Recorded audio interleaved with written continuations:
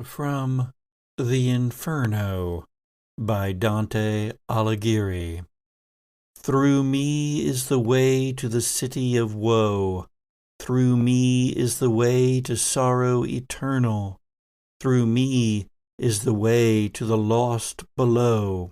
Justice moved my architect supernal. I was constructed by divine power, supreme wisdom, and love primordial. Before me no created things were, save those eternal, and eternal I abide. This is Gothic.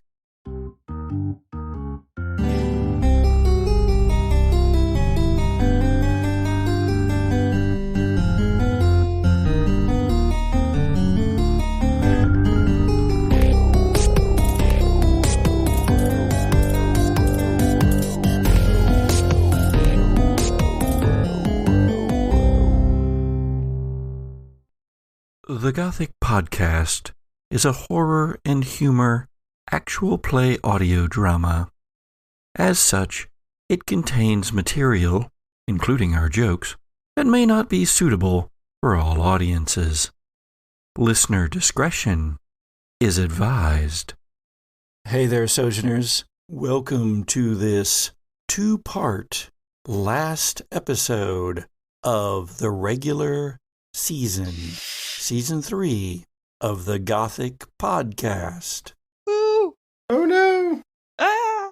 Do stay tuned for our retrospective when the cast looks back on the season and asks me, the GM, what the hell I was thinking. Why? Why, Patrick? And then don't forget that we'll also be doing our annual holiday horror specials.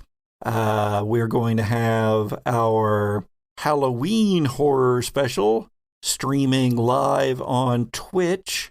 That is currently scheduled for, today, when this episode comes out, Thursday, October 20th.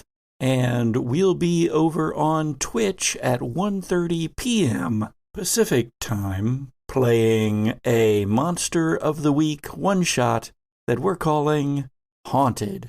So join us then, won't you? And then there is our Krampusnacht special that we are currently planning on streaming on Twitch on Krampusnacht, which is always December 5th. That's a Monday. But tonight, we wrap up Season 3. So welcome to space, everybody. Xenomorphs are everywhere. That's a shame. Good knowing y'all.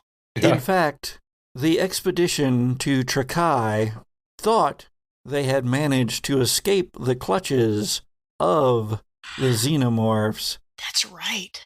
They made it back to the Wapiti even, and had even gotten some downtime. Clear off your stress, everybody. Ooh. I'm sure that'll last. Yeah. However, what they didn't know was that, well, xenomorphs are very, very adaptable. And in this case, the way that they spread is more like an airborne virus than by eggs or samples. What? The snow that you encountered in the depths, in the heart of Trakai, was not snow. No! And it isn't long before there are screams on board the Wapiti. Oh my god! It's too bad this is just audio because our faces have been screaming at Patrick as he's saying this. Yeah, I realized a few episodes ago that I don't know about the rest of y'all, but I feel like we're all reacting silently because Patrick has now trained the extra little noises out of us, and so I feel like me and Jesse will often be like making like enormous crazy cartoon faces at each other and just not making any noise, and Patrick's like waiting for us to have a reaction and we're not doing it. So is any of us screaming? Well, sort of. For Wild Bill has been having, well, heart palpitations? Aww. Stomach issues, in any case. Man, I don't feel so good, man. We begin our encounters with the Trakai expedition in the med bay of the Wapiti. And there we find Wild Bill on a medical table being examined by Ray. All right, dude, I know you're uncomfortable, but I just need you to lay still while I just move the stethoscope a little bit. I know it's cold, just hold still. You need to warm that thing up, man. Like, come on, man. What's wrong with me? Listen, I held it in my hands for like 20 seconds, but it's a medical examination, and, sometimes those are a little bit uncomfortable. Maybe it's hot in the room, right? The room's hot, right? Like, I think the room's just hot. Yo, dude, it's like climate control. It's the same temperature as everywhere else on the ship.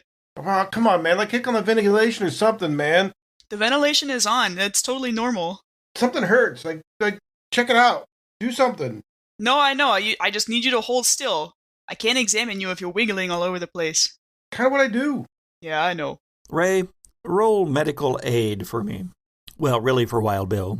Yeah. Yeah, come on, man. Roll those dice for me, man. I got 2 successes, dude.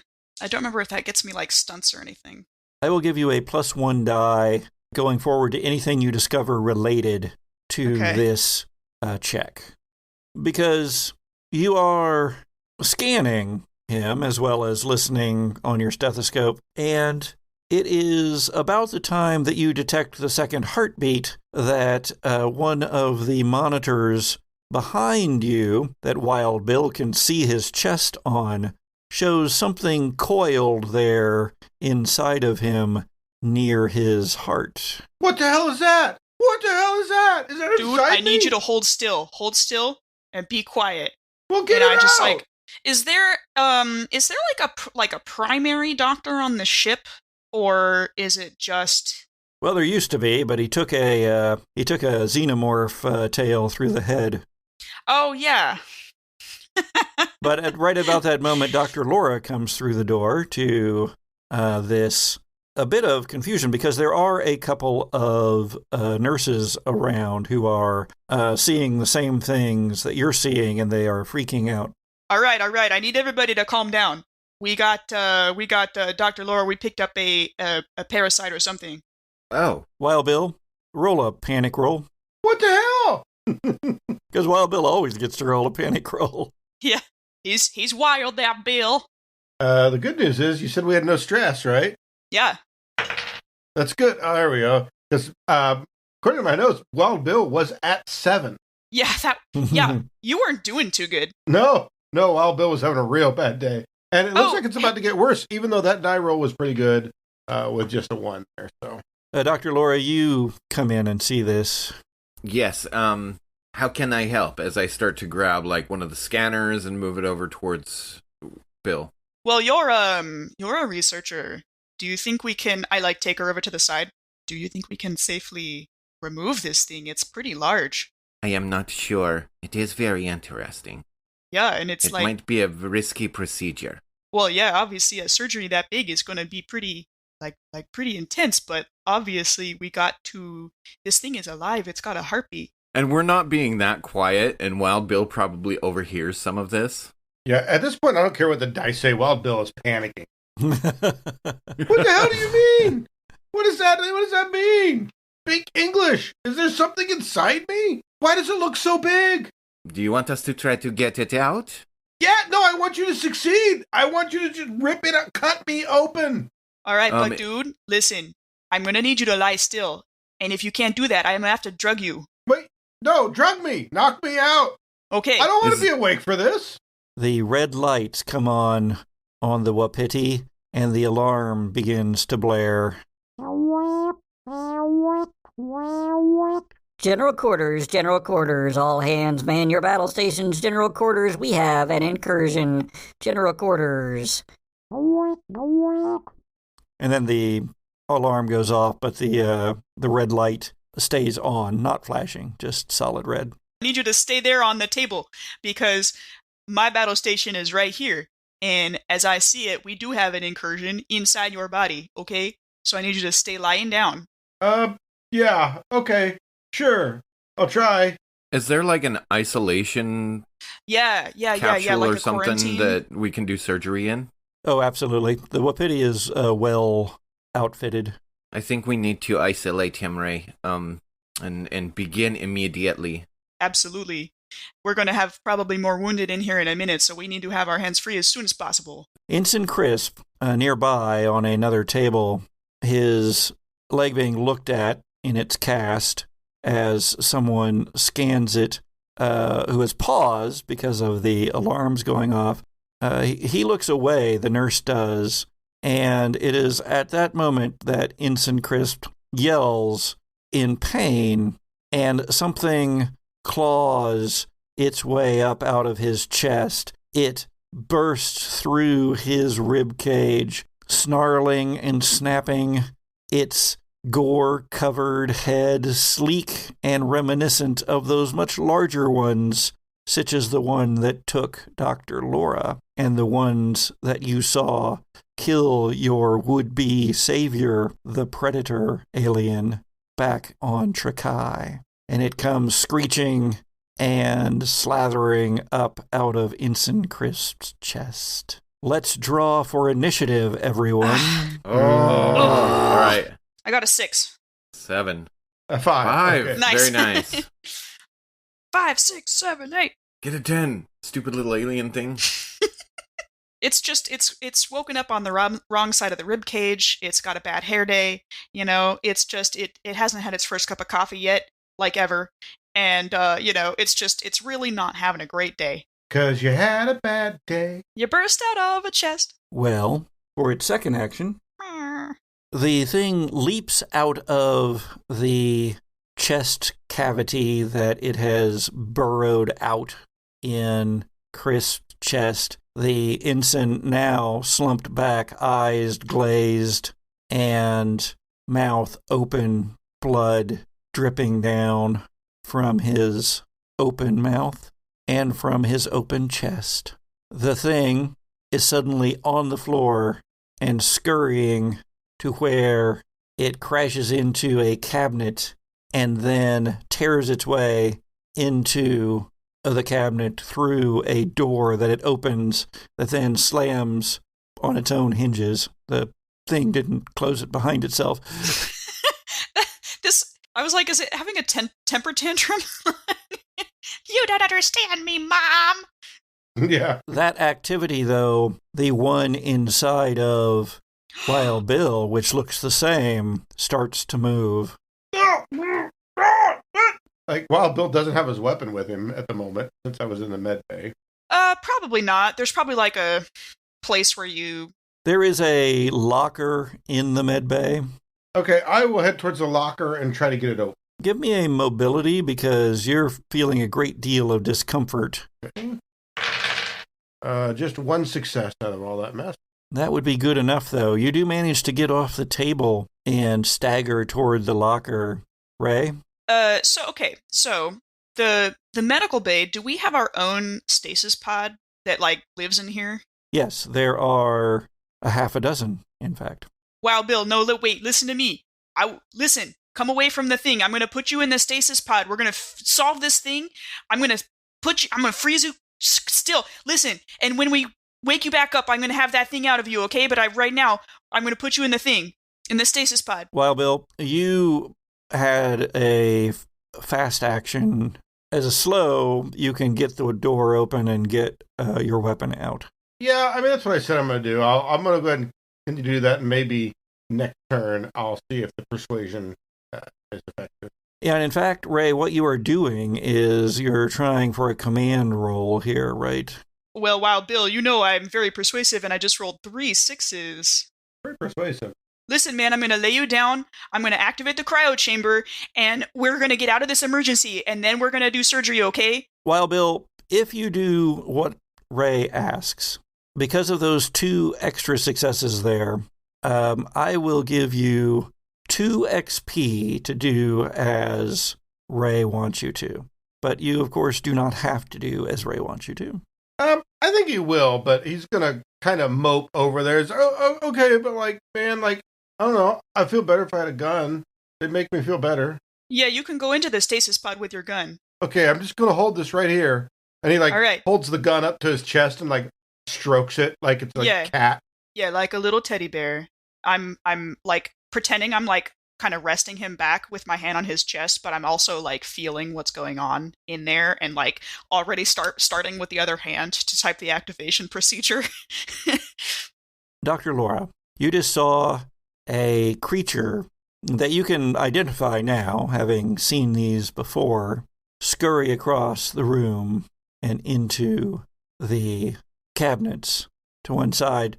The rest of the staff here are screaming and running and looking for places to hide or ways to get away. And all three of you, though, do take one stress. Yeah. Although you have seen this before, you haven't actually seen one burst up out of a living body before. There's a moment where everything seems to like slow around Dr. Laura's vision. And she starts to hear that strange alien heartbeat within her chest and pulsing through her ears. And Dr. Laura reaches behind, pulls her service pistol, moves over to where she saw the thing go into the cabinet and fire exactly the last place she saw it. Range combat, then. Oh, with one stress. That was probably not the right stress die to grab. One success. It doesn't normally have very good armor. Its flesh has not hardened to that of the older, larger versions yet. However, you are firing through a metal cabinet door, and although that is aluminum, I am going to give it a little bit of armor for that. So against your one success, I rolled 0 successes. Woo! You take 1 damage. Smash that chest burster. You hear a screech from inside, and it starts whipping around. It bursts out. I mean, it's a chest burster. This is what it does. It bursts out of the cabinet and scurries past you, Dr. Laura, so fast that you can hardly see it, except that you do see that it is leaving a trail of blood, which is starting to foam and bubble on the tile floor here as it eats away at the flooring. And then it's suddenly gone for a moment under a table, and there's staff are trying to get away from that, but one falls down, tripping over some scalpels and things that have fallen on the floor. And dude, in my infirmary? Really? He is scrabbling backwards, and then it leaps out at him and just tears his throat out. Rude. Assuming that it gets, 2 successes. So immediately inflicts roll critical hit 61. 61 is ruptured jugular. That's awful. Yeah, it sucks. With a healing time of 206 days, if you can save him. 206 days? Yeah. Wow. Oh, no, I'm sorry. 2d6 days. I'm not reading these things right. That's a big difference. The creature leaps on him and just rips his throat out with its own sharp-toothed maw. And then it sits up on the nurse's chest and screeches at the ceiling, even as it bleeds acid onto the poor nurse. Wild Bill? Wild Bill is going to take a free action to scream. And then, sure, why not? What the heck? He's going to just start shooting at the thing. Yeah, he's just going to pull up and shoot, because he just watched that murder somebody, and that seems really bad. Blood is spurting in a tiny fountain right in front of the chestburster alien. It would all be very scenic if it was a person at a fountain in front of the Eiffel Tower. It is not. I'm sure the alien is like, this is so romantic. Yeah. It looks like a Tarantino scene in here. All right. Shooty shoot as I pull away from Ray just long enough to do that. Wow. That's awful. Oh, man, that sucks. That is a whole lot of not 6s. Well, Bill, although none of those seem to hit or at least do harm to the small xenomorph, at least you put the nurse out of his misery. Oh, Bill. Wild Bill is not making any sense with it. Like, words are trying to form. He's like, what? Lay down. Lay down. Lay down. And so, Wild Bill, you feel something like serious heartburn bubbling up inside of your chest. Gurgle, gurgle. Ray, the creature is still there, poised on top of the dead nurse. You've just gotten Wild Bill in. Dr. Laura is shooting places, as Dr. Laura is also wont to do, so the sound of gunfire is loud in here, but you can hear the sound of gunfire outside in the corridors, too. Okay. Is the cryo bed, is that going to be operating on its own now, or do I have to do something more with that? No, its lid is slowly closing, and then it will automatically, freeze him over. Yeah. All right. Give him a pat on the shoulder, and I want to pick up one of those things that you hang an IV bag from. Like a saline pole? Yeah. Golf swing the frickin' xenomorph. Oh, yeah. All right. Close combat. All right. 0 successes. But no facehugger either. It ducks. Quack, quack. And just like your regular golf game, it doesn't go very well for Ray. Aww. There's an explosion that rocks the ship. All hands, make your way to emergency shuttles. All hands, make your way to emergency shuttles. I'm going to start ordering all the nurses out. Everybody leave. Everybody get to the shuttles. And... Get to the chopper. Get to the shuttle. I guess I'll grab Dr. Laura by the arm and also be like, listen, you too, okay? You take whatever research you can grab, get to that shuttle, and just try to convince her to leave. Go now. You must go to the shuttle. Okay, so you're just saying, we gotta go, and you're running towards the door. Yeah. Well, I'm backing away anyway. Ray is not... I'm not facing away from it. I think my posture is that I'm intending to stay in the med bay. So you need to make a mobility roll then. Okay, mobility. Nope. 0 successes. You trip over the scalpels. Damn scalpels. God damn it. Nurse Gerald. Always leaving his scalpels everywhere. Yeah, you pride yourself, Ray, on a clean room, but all the panic here has stuff scattered all over the floors, and there's liquids now just spilled and flowing. There's acid burning through the deck. There's blood everywhere. You slip and stumble some, but you are trying to get away here. But it does get a close combat attack on you. That's great. It says unblockable, too, so that's wonderful. That is no successes on Ooh. 8 dice rolled. We're all rolling hot tonight. Because it was a close combat, I rolled for its various types of attacks that it does. It would have been a jugular attack. So it leaps for your throat, but you actually stumble back and fall. As I'm falling. As it leaps toward you. Perfect. And almost in slow motion, you see it pass over your head and then start skittering across the room, sliding in blood. That thing where it, like, trims off a couple of, like, my hairs as it goes by. Dr. Laura. I'm gonna take an overwatch position and move towards the door, towards Ray. Just keeping an eye on the creature. Can I see the creature currently, or did it get, like, knocked off somewhere? No, it is on the floor at the moment. It's slid around in the blood and it's like sliding on the around other in side of the blood room. and other liquids. It's discovering ice skating. Looks like it's about to try to make another run for it or make an attack. You're not sure which. Towards us. I don't know. Is it between us and the door? Now it is, yes, because it just went sailing over Ray's head. In that case, aim and fire again. It doesn't have cabinet armor now. Right? Aim gives me a +2. It's in clear view.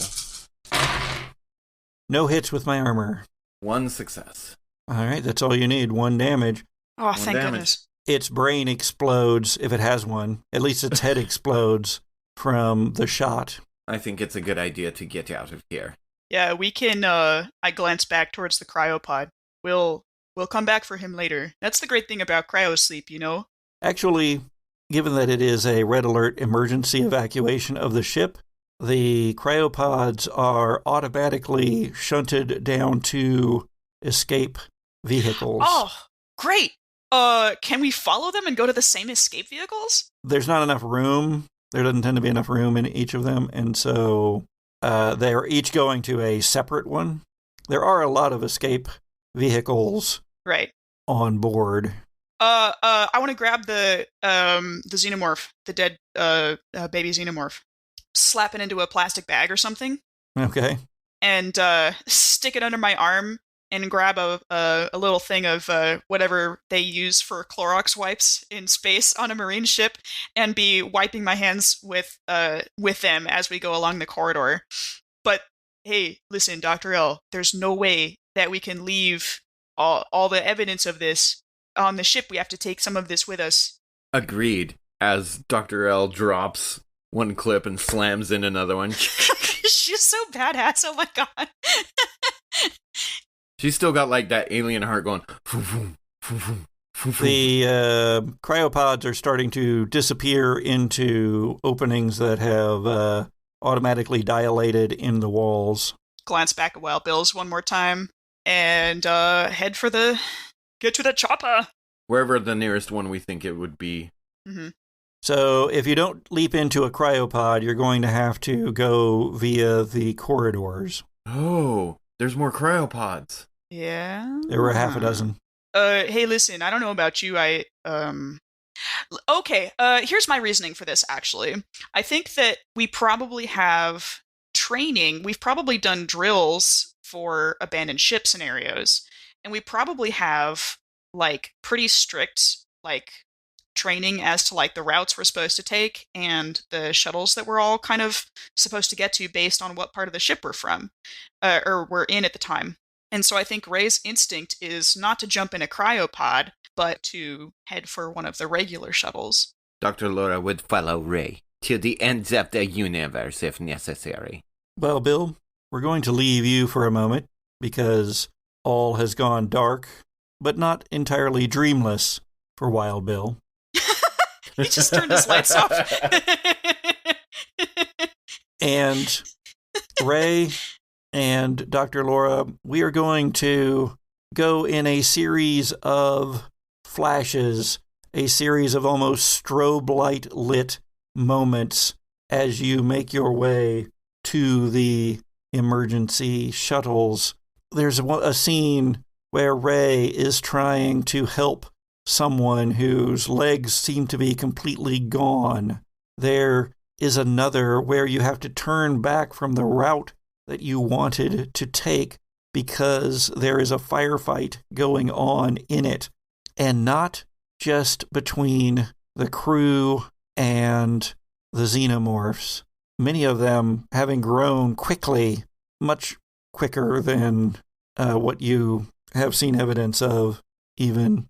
But between what looks like members of the crew and members of some of the Marine forces, those, you know, Ray, that are closely allied with Commander Jin Kaje. And another scene where you're both backs against the wall, panting, looking both ways, knowing that there is something stalking you now. I need, whichever one of you is leading, and I think that was Ray, give me a mobility roll. Okay. Can I help out with this before she rolls? You're trying to be stealthy, so... Yeah, and both of us are doing it. So just help out and give me another die. It gives you another die, yeah. Okay. Yes. Boop. 2 successes. 0 facehuggers. Yeah. Whatever it is that's stalking you moves on past, but you hear screams in the next corridor over. Did you want to do anything with your stunt? Oh, let me look up what the stunts are. +1 modification to a later skill roll related to this one. And then you are at an escape pod. Each one holds 4 or 5 people, if you want to really cram in. But there's only 3 cryopods in each. Okay, so order of operations is we would normally launch the escape pods and then the escape shuttle and then get into the cryopods to await rescue, right? Right. All right. And there's not like anyone around that we can be like, hey, third person. No, there's plenty of people around. You can grab a couple if you want to. You just have to choose, in fact. Yeah, sure. Well, if anyone's nearby and doesn't look like they're actively trying to kill us or panicking, I think, God damn it, Ray's going to save one person and, pull them on in. There's three cryopods. Come on in. Because Ray got the last roll, Dr. Laura, just give me an observation check. Has anyone rolled observation in this game? I feel like I gave multiple of my characters really good observation and we never use it. One success. Dr. Laura, you notice the telltale sweating, the telltale flushed features of someone who has been infected. Oh boy. Pulling her gun and pointing it directly at their chest. Oh, whoa, Dr. L. Just get in the cryopod now. You might be infected. Roll a command. Oh, a command.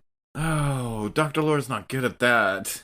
Can I help out? Yes. I don't think you needed to. Okay, I'll roll the extra one. Okay, make that 4 6s now. Ray is like standing huge and bulky and muscly behind teeny tiny Dr. Laura. You are solid, and this person freaks out a little bit, but you get them calmed down between the two of you, and you get them into that cryopod, and they are now sedated. And Ray tosses the Ziploc bag with the chest burster over to one side and slides into the pilot chair, which is mostly automated. There's not a lot you have to do. It's more like a push button to go and then joystick controller. You're trained on how to run these things. Yeah, we've done like so many drills in these things. And then whoosh, and you are launching. Jules. Hello! You have made it to an escape pod. Axel is with you, and you have just finished reprogramming him to not remember a fair bit of, at least not consciously remember a fair bit of what has just happened, but rather to report back to you on certain bandwidths as needed and to follow your orders if that should become needed in the future. You have just finished doing all of that, and you're at an escape pod, and you hear a clunk clunk inside. The door opens for you, and you are looking at 3 cryo chambers. All 3 of them are occupied, but one of them has a red danger beacon flashing on it. That one is showing a heads-up overlay on the frosted glass of the cryopod, and you can see an outline of the body that is inside, and you see a reddish glow of a heat signature in the chest of this person. The other cryopods are not doing that. So these cryopods are about to be evacuated. They have just been locked in to this escape pod. At least one of them has been. It looks like there's a feed from the med bay. You kind of know how those work. With a quick check, can she tell if this creature in there, is it not affected by the cryo sleep? It looks like it's moving around a little bit. So, okay, because that would change what she would do. If she thought that it was going to be asleep during this time frame, then she might do something a little different if she felt that it was frozen. But since it's not, unfortunately, she feels the best thing to do is to just eject the pod, and she's going to see about attaching a beacon in case other friendly company people would like to pick it up. But she's afraid it might not make it the journey, as much as she'd love to have one intact and frozen. Roll a comm tech to manipulate the controls in such a way as to do the overrides that you need to do to eject the pod. A lot of sheets to look at here. Yeah. You'll still need a cryopod too. Is there a cryopod available? No, there's 2 more in here, but they have people in them. Oh. Then could she just eject Wild Bill and not the pod? I didn't say it was Wild Bill. Oh, you didn't say it was Wild Bill, did you? Sorry, I made an assumption. Could she just eject the body? Does she feel like she could get it pumped out into space before it thawed too much? Yes. Okay. Then that's her plan. She's going to just open the body into the airlock, or open the crowd theater and throw the body in the airlock, open the outer door of the airlock, and then hop in the crowd tube. All right. I have like the sad music from Lord of the Rings playing. and I picture she's actually kind of like whistling while she works. Oh my God. If you didn't know what she was doing, she looked like she's like, doo-doo-doo, just going about her business like she was making a souffle. All right, so I got one success out of that whole mess. No problems. And the information denoting one Wild Bill Hicks as the occupant of that cryopod vanishes. And that poor soul, whoever he might have been, is ejected into space. Oh, man. I'm just going to close down that PDF. That's one I can take off the board there. Oh, baby. How is it to eject your own character? Oh, my God. Have you considered therapy? Such a waste, but... As the pod ejects, before you quite fall asleep, Jules, you hear from the control systems. Warning. Pod is being targeted by external weapon systems. Oh, dear. Is the Wapiti shooting its people out of the sky? Oh, my God. And then you fall asleep. Ah! Again.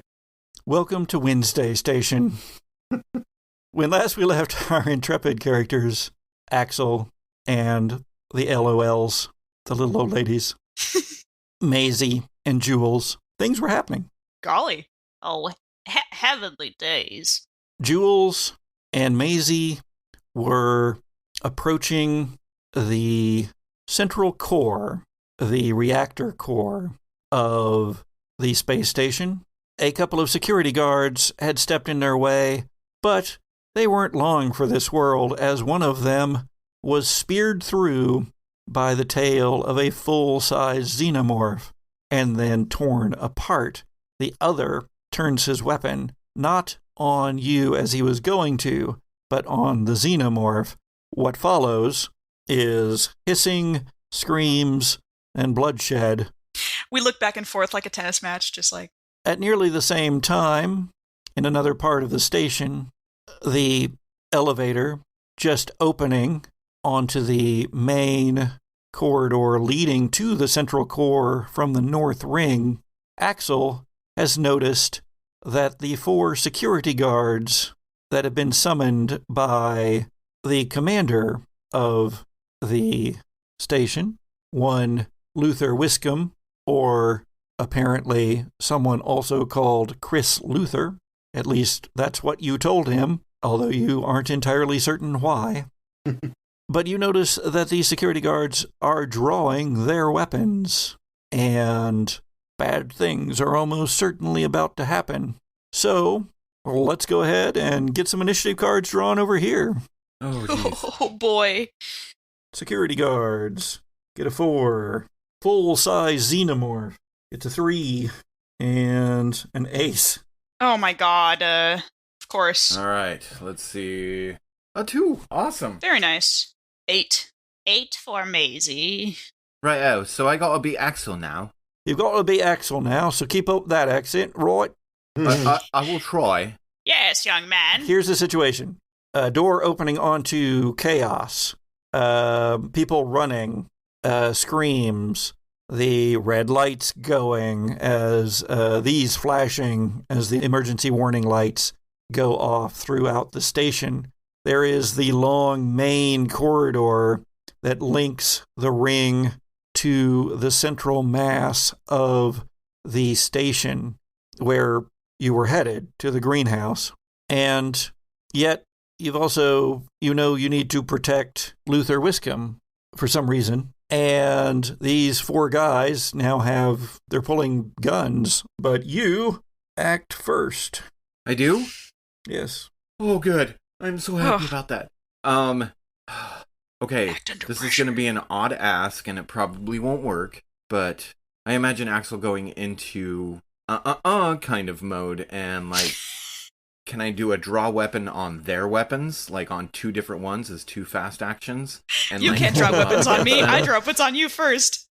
Right? Grab their weapons before they fully draw them and hold them out to them and be like, I don't think that's quite what you want to do at this point. Oh my god, there are 4 of them, so there are 2 others that. But if I take 2 of their weapons, then there's only 2 left with weapons. Okay, I like it. Let's call that a. I know you now have a new close combat number, but let's make it mobility, because in this game apparently it's always mobility. Mobility That's my and really contact. good one anyway. Yeah, those are the only 2 things we've ever rolled. That's not true. It's 11 dice. Oh my god, that's so many dice. That's a lot of dice. 2 successes. Nice. With the showing off part for your stunt. Yeah. Can you impress the guards? Essentially, yes. You are faster than humans, and you see the hands at the holsters, and as they've unlatched the straps on them, your hands dart in and just pluck the weight of those 2 weapons out, one from either side of Luther Wiscombe.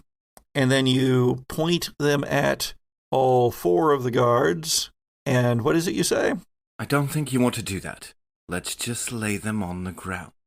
Let's see what they do here in a moment. But down in the hangar bay at the elevator that is going to take you up into the reactor core, the xenomorph gets to go first. Oh, great. And it reaches out, grabs the living guard that is shooting at it, and then drags it across the hangar bay, across the port area. Away from us? Away from you. It's not like, ooh, look at those. Those are much more tasty than this one. No, it's got its target here. I mean, that all happened within seconds, and now it's just gone. Well, thank God it doesn't like raisins. You never picked up the cookies. No, we didn't have time. I was talking about us, Patrick. We're the raisins. You see these wrinkles? Oh, she's not wrong, you know. Well, that wasn't something that I wanted to see. Do you suppose there are more down this hallway? It was pretty horrifying. Take a stress. Well, it was fun while it lasted. Yes. Well, I suppose a suicide mission to blow up a space station isn't without its dangers. At least I have a flamethrower about it.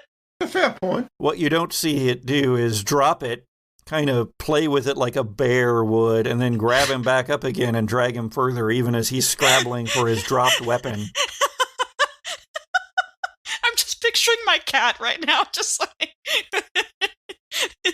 But there is still gunfire going on all over the port area in the dim lighting from the gunfire of the guards that are firing on the other guards, as well as now firing at xenomorphs, because you see more shadows on the walls, on the ceiling. It's not looking good out there. So what do you do, Jules? Oh, heavens to Betsy. Heavens to Betsy. I mean, her goal is still to get to the reactor. So, I mean, what's the most direct path left available?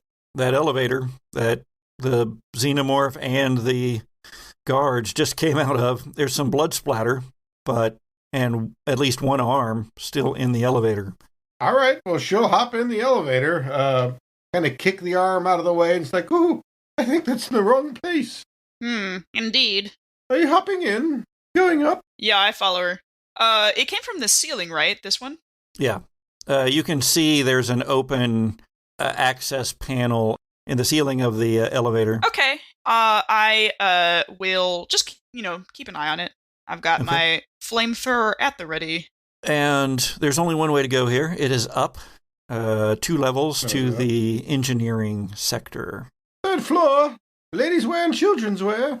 Back at the elevator that has just come down from the North Ring, Axel holding the guns on the 2 security guards who still have guns, and the other 2 who don't. One of the ones that has a gun hesitates. The other one does not. He draws and fires at Axel. Freckity frack. All right, 2 successes. That's 2 damage to me. No armor? No armor. I'm just a kid, mate. He says, having snatched 2 rifles out of the guard's arms. Well, they're just pistols. Oh, yeah, pistols, never mind. Spider-Man standoff style. Just holding up the pistols. Hey. I was thinking about that, the scene in that one Pirates of the Caribbean movie where all their powder turns out to be wet. Same thing, yeah. Yeah. And that makes it your turn, Axel. In the elevator. There's elevator music going as you go up 2 levels. The girl from Ipanema. I love it. There's no way to squeeze off both as one ranged attack, is there? I'd say yes, you could. I mean, again, you're an android, and you have a weapon in each hand already. We could call it the equivalent of aiming, but without actually aiming. And, okay, so it would take my fast and my slow. Right. Okay. Or you can grab Whiskum and run. Yeah, that's the other option. There's a third option, but I don't know. That's not going to work. Shoot Whiskum? Huh? Shoot Whiskum? I was going to take Whiskum hostage. Oh, yeah. There you go. I'll shoot him, I will. They're like, okay, well, that's what we were going to do, yeah, so they're go like, ahead. Yeah. I think I would rather shove Whiskum through. I'm going to play on the fun with it and be like, maybe one of the bullets like grazed the side of my face. So now there's a cool trickle of blood. Hydraulic fluid leaking out the side of my face, and you can see that the jaw isn't working properly. And it's like hanging on the one side a little bit, and is only connected by these like strands of like fiber optic material. Are you going to also start singing a creepy nursery rhyme? Like, what else do you need to make this child as creepy as possible? I know, right? Are you my mummy? Oh my god! I'm going to take a shove fast action to move Whiskum through the elevator door, and then back up, pointing back in the elevator. I said, like, with that creepy jaw, I don't think you want to do this. Make a command roll. Oh, okay. I can do that. But I will give you +2 die because of the creepy descriptions and the speed with which you pulled the guns. Ooh, 2 successes. They like lurch away from you, or possibly from the xenomorphs that may or may not be looming up behind you. And the elevator doors close on them. And then you and Whiskum are running through the halls of the main connector corridor. The doors further below in the central core open into the reactor core. There's just blood everywhere. The technicians here in this chamber, which is kind of a bubble on the side of the larger reactor area, but this bubble has a whole wall that is glass that looks out over the machinery and the cooling areas of the reactor itself. But in here, it's just all controls. And there were technicians, and now there's still technicians, but you'd be hard-pressed to put them back together again. The ceiling here is ripped up, as if something came in through the ventilation. And down in the reactor area, you can also see weird sections of almost like a greenish webbing. Oh. And things that look like bodies wound up in that webbing. Oh, this is significantly unpleasant. What does the ground look like, game mother? Bloody. Does it look like there's any more of these creatures lurking anywhere about? Make an observation roll. I want to peer into all the shadows.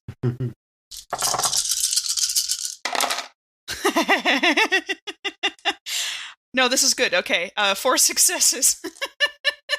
You were just laughing because of the success? So I may, in my delirium, have mixed up a success on a stress die for a facehugger. Okay.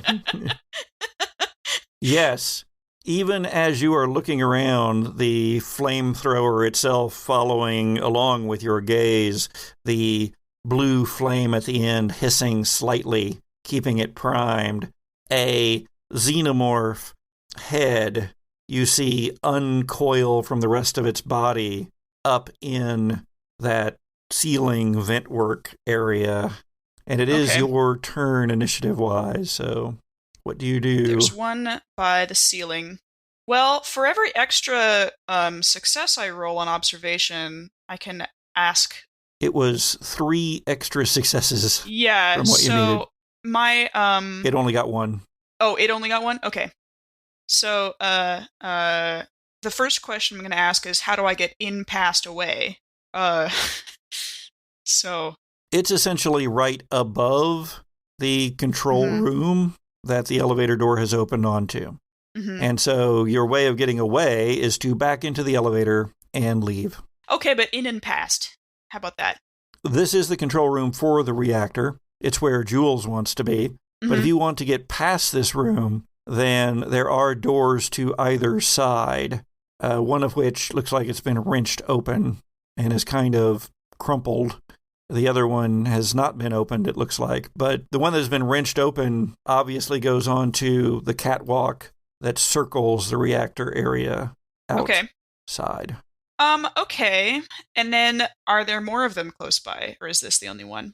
That is the only one right here, it appears. There are others. Now you see them down in the reactor area, moving around those webbing things. And you actually see a xenomorph dragging a body, and it lifts it up and puts it into some of this webbing-like stuff. And then you see it lean in, and it does something. And when it pulls away, you see that body is covered in strands of webbing that are keeping it attached to the wall of the machinery that's down there. Okay. And since I might as well, I think I have one stunt left, right? The third question is it coming for me? So by uncoiling its head from the ceiling, has it noticed us, or is it just, like, chilling up there? Jules, roll mobility. I want to help out. Mobility, huh? Is Jules any good at that? She's not great at it, but I'm really good at it, but I think I just rolled last, so. Good God. 3-5. So close. I mean, that's a statistically high roll. Yeah. None of them are success. Oh, well. It doesn't seem to be aware of you, but it looks like it's going to be. It hasn't finished uncoiling, but it looks like it's going to finish uncoiling, and that's going to bring it down fully into the control chamber here. I will aim the flamethrower upwards and fire it at this thing. That would be ranged combat. Oh, I'm just a little old lady. Oh, I'm so stressed out. I got 2 successes and a facehugger. Roll your panic roll. Okay. Panic. 2. Okay, so that's a 5 total, so I'm keeping it together. What's this look like? Yeah, I think that as soon as they step into the room, Maisie's eyes scan the room, immediately going upwards, attracted by the movement up there, and just, kind of does that thing where she puts her arm out across Jules's chest to say, like, stay back, very quietly, raises the thing as it's uncoiling from the ceiling, my little blue pilot lights rising to meet it, and then as soon as its head turns to notice us, flame blossoms out, and I just hit it square in the face. So, against fire, it only has an armor of 5. Nice. Oh my god. You hit. You do 2. Did you want to use your stunt for an extra one? Sure. So that's 3. And now roll 9 for your fire intensity. Oh, okay. And every hit is another point of damage. 9 for my fire intensity. Fire intensity, is it only successes that you pay attention to? Yep. Okay, because out of 9 dice, I didn't roll any successes. So it seems to be somewhat protected by the ceiling. Perhaps you should have waited for it to completely uncoil. But you do hit it, and it is on fire, and it screams loud enough probably that those alien xenomorph things down in the reactor can even hear it. Jules. Oh, goodness. Did that distract them in any way? Or Oh, it's angry and in pain. I don't know that it's going to run away or anything. Well, I have no idea until I roll to see what it does. Well, I don't necessarily even need it to run away. All I really need it to do is be distracted enough that Jules can try to go straight to the control. Yeah, napalm's dripping down from the ceiling from where this thing is part in and part out of the ventilation work up above the room. But Jules makes her way over to the controls and begins working on them. What is it you're trying to achieve? Destabilize the reactor. We want full-on destruction mode. Okay. Roll Comtech. Oh, goodness gracious. All right, come on. Show me some love. Big money, no whammies. Big money, no whammies. Well, I did get one success out of that whole mess. 3 ones. 3 ones. What the heck? You're going to be able to figure this out. You can activate the overrides, the safeties, everything that will cause this reactor to go critical. The problem you immediately see is you're not going to have enough time to get down to a ship. I mean, that sucks, but she's still pushing the buttons. She's like, oh, well, what a way to go. Indeed. So you hit the button, so to speak. It's multiple controls. This is the way we blow up the station, blow up the station, blow up the station. This is the way we blow up the Jules. station. So early Hey, Jules, in the this isn't the morning. musical episode, Jules. The xenomorph drops down from the ceiling and bats Maisie to the side. The flamethrower goes flying, and you land against the wall. It's on fire. The xenomorph is. The very flammable liquids of the flamethrower coating it, burning through that carapace, that chitinous carapace that it has. And then looming over you, on fire, Maisie, it opens its jaws, and that other mouth opens within the larger mouth, and then it darts forward at your head. I spit in its face. I'll take you with me. 2 hits. Yeah, Maisie doesn't have any armor. No. You suffer critical injury number 64. What's critical injury number 64, Patrick? Crushed skull. Yep, that's it. Jules? Yeah. The xenomorph turns toward you. Still on fire. Maisie, in your death, roll 9 inferno dice there. I am the Inferno. No successes again. This fire is not very, The fire goes out. This flamethrower is defective, says the ghost of Maisie. And it stalks toward you, Jules. Axel, you're running down the corridor, and an alert comes out over the systems, and you hear, Reactor core overload. Evacuate immediately. Reactor core overload. Evacuate immediately. Rings being evacuated now. Clear central corridors. Wait, no, it blows the rings off. Oh my god, I forgot about that. and then the explosions that come next are smaller than a reactor going off because it's the connectors that hold the main corridors of the rings onto the central mass, and those all go off at once, causing the rings to flare out to the side if we were to see it from space, dislocating from the central mass even before there is that soundless space and a light burst flares outward from the central mass of Wednesday Station. Stay tuned for part 2 of the season 3 finale of the Gothic Podcast.